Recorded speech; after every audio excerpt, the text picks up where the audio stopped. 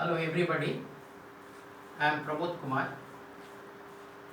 and today we will discuss English class 12 CBSE Flamingo. Chapter is Lost Spring, Stories of the Stolen Childhood, written by Anish Jung. Anish Jung has been a columnist and editor in so many magazines and newspapers in India and abroad. In this chapter, she explains about grinding poverty and traditions that condemn children who engage in scrounging garbage dumps to a life of exploitation. Here, condemn means children are forced to, compelled to by circumstances. The writer starts with explaining a garbage collecting young child, Shaheb-e-Alam. When she meets him, she asks him, "Why do you keep wandering all day around?" He says, "I don't have anywhere else to go." Then she asks, "Why don't you go to school?" And he says, "There is no school in the neighborhood." Then the writer asks, "Will you go to school if I build one?" And the child immediately responds, "Yes." But the writer immediately realizes her hollow promise, which many rich people make to poor people.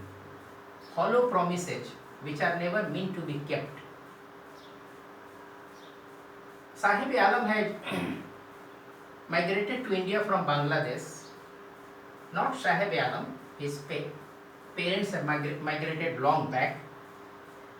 There, everything of theirs was devastated in storms and floods, natural calamities.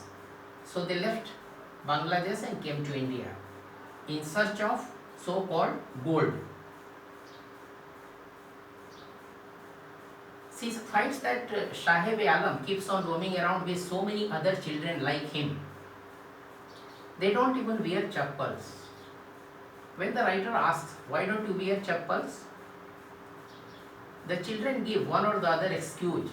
One says his mother didn't bring it down from the shelf. The other said even if she brought it down, he would not be wearing it. Then the writer explains that across cities and villages he has observed people moving barefoot. And many a times this situation is explained away as a tradition, not as a condition of extreme poverty. Acquaintance with Shaheb-e-Alam leads the writer to Simapuri. Simapuri is at the outskirts of Delhi, but it appears to be very far away from Delhi, so far as basic amenities of life are concerned. It is very far off from Delhi. Around 10,000 rag pickers live at Simapuri, and all of them are engaged in rag picking. Rag picking is a source of livelihood for them, but it is a matter of curiosity for their children, because children, as you know, are very young and innocent. They don't know the ways of the world. So Shaheb-e-Alam feels happy even if he finds a 1 rupee coin in the garbage. Instead of going to school and trying to make his future, Shaheb-e-Alam and children like him, they waste their precious life scrounging garbage dumps. After that, the writer explains one incident of Udupi. Once she had been at Udupi, she met a priest. The priest had a small child.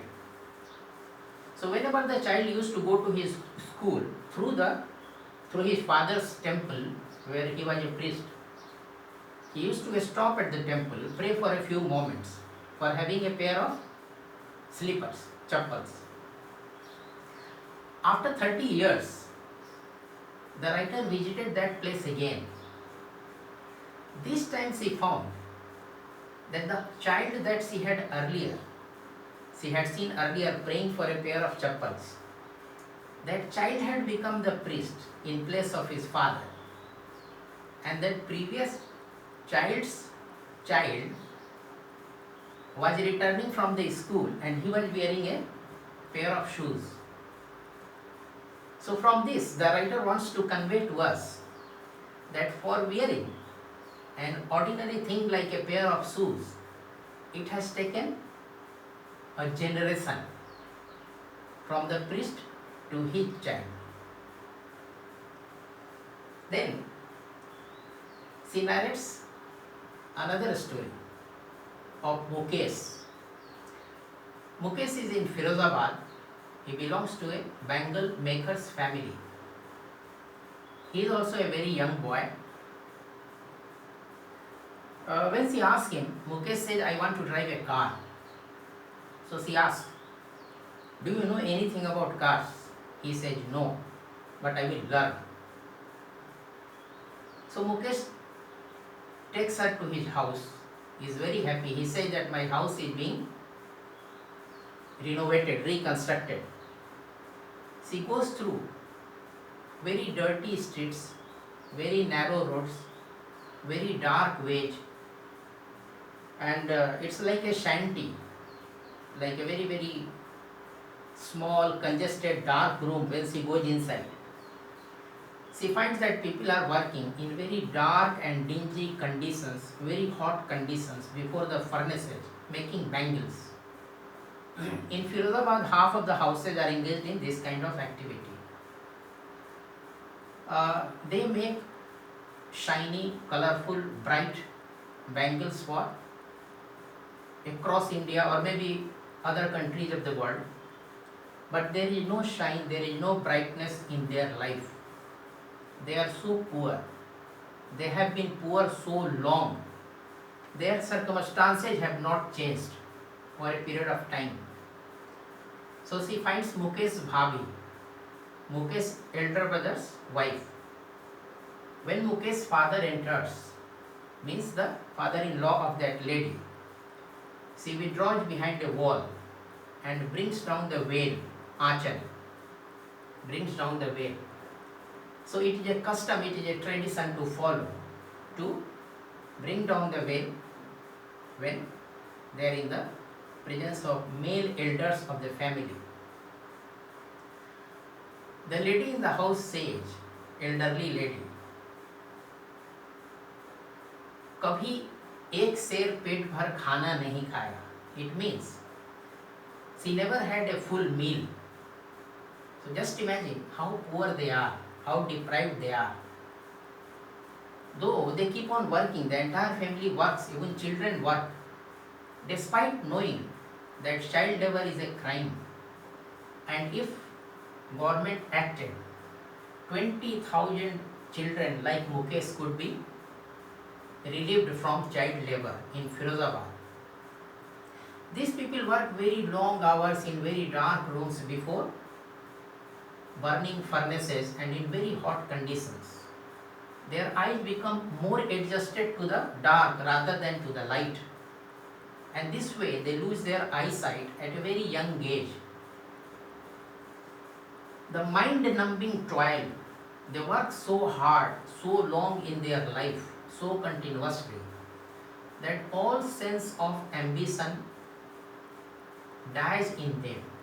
They don't aspire for anything better. They take it as their fate, as if it is handed down from generation to generation. And even in young people, the writer notices that they also accept this as their fate, these conditions. So she asks, don't you have a leader? Don't you have a cooperative? They respond that they don't have a leader, they don't have cooperative. If they had one, the police would take action against them. From the beginning they have not learned to dare, means challenge the authorities. They fear the consequences from the law and administration, so they don't organize. This way, then she asked Mukesh, what will you do about your car ambition? She finds that since Mukesh is quite young, not yet gone into that 10, 20, 30 years of long hours of work, ambition seems to be alive in him. His ambition is yet to die down. He says, I will learn driving a car. So she asks, you will have to go to the city. He says, no problem, I will walk up to the city for learning how to drive a car. So he is ready to face difficulties for meeting his ambition. The writer finds that these people are caught in two different kinds of world at a single point of time. One is a web of poverty. One is a web of poverty combined with caste system. So what does the poverty do? It doesn't allow poor people to realize their immense potential. Each one of us is blessed with immeasurable, immense potential. But poverty puts a very big limitation there and it doesn't allow us to realize our potential. Caste system, what does it do? The moment a child is born, a stamp is put that the child belongs to A or B or C or D caste. And since a child belongs to A or B or C or D caste, he will be limited by his caste for following his profession or ambitions. This caste system may not be quite visible in metropolitan and urban areas, but it is quite visible in rural and semi-urban areas, even today.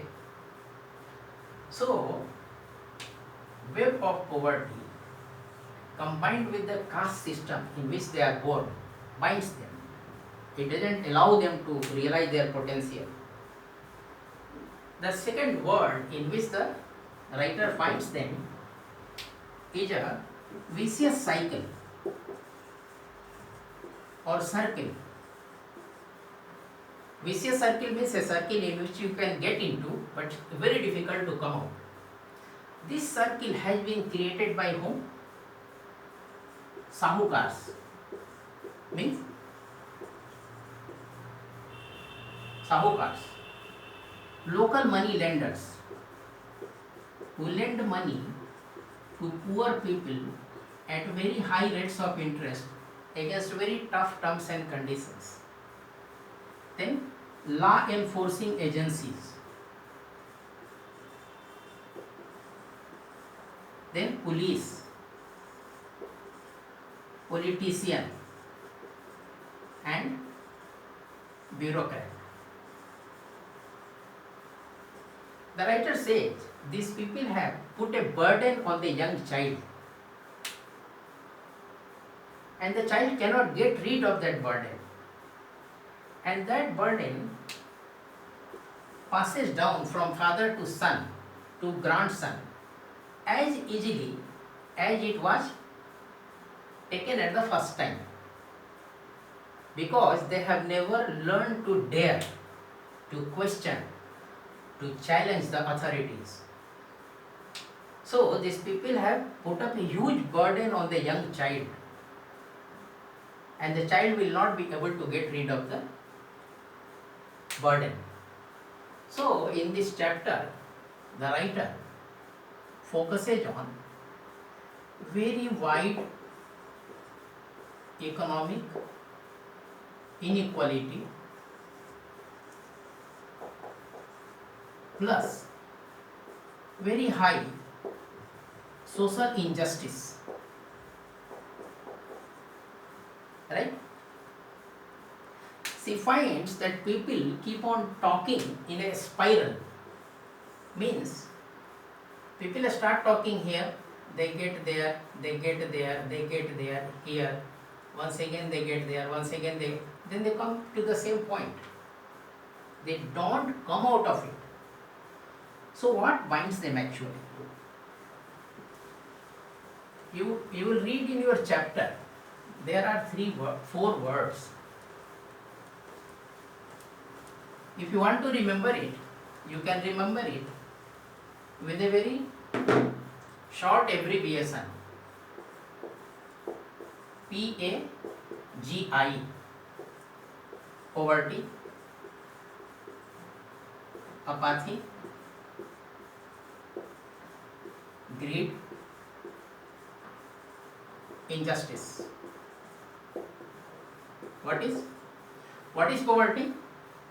Poverty is a situation in which we are not even able to get afford basic necessities of life like food, shelter, clothing, basic health and basic education. What is apathy? Apathy is indifferent attitude. Suppose I am there responsible to take care of you, but I don't care, I don't mind, I don't bother. That is called apathy. Apathetic attitude on behalf of the bureaucrats, the police, the politicians, the law enforcing agencies. What is greed? I have 100, I want 200. Tomorrow I get 200. Then I want 400. I get that 400 also. Then I want 800. That is called greed. In greed, a person doesn't care at all about others. Right? Injustice. Though the Constitution of India prescribes justice for all the citizens of India, the authorities who are responsible for ensuring justice don't act in the way they should be acting. So, you need to remember PAGI, PAGI, poverty, apathy, greed, injustice. And two words I have told you, the author finds them in two different words. One word is of poverty combined with caste system, which doesn't allow them to come out of their current condition. And the second word is of vicious circle created by the sahukars, the local money lenders, the politicians, the law enforcing agencies, the bureaucrats and the police. All of these combined together have put a very huge burden on the child, and the child finds it difficult to get out of it. Right? So, this is what it is there in this chapter. I will request you, if you find anything to ask, please ask me on my email. And for more on the chapter, you can visit my website, which will be given at the thumbnail. I hope you like this chapter. Thank you very much.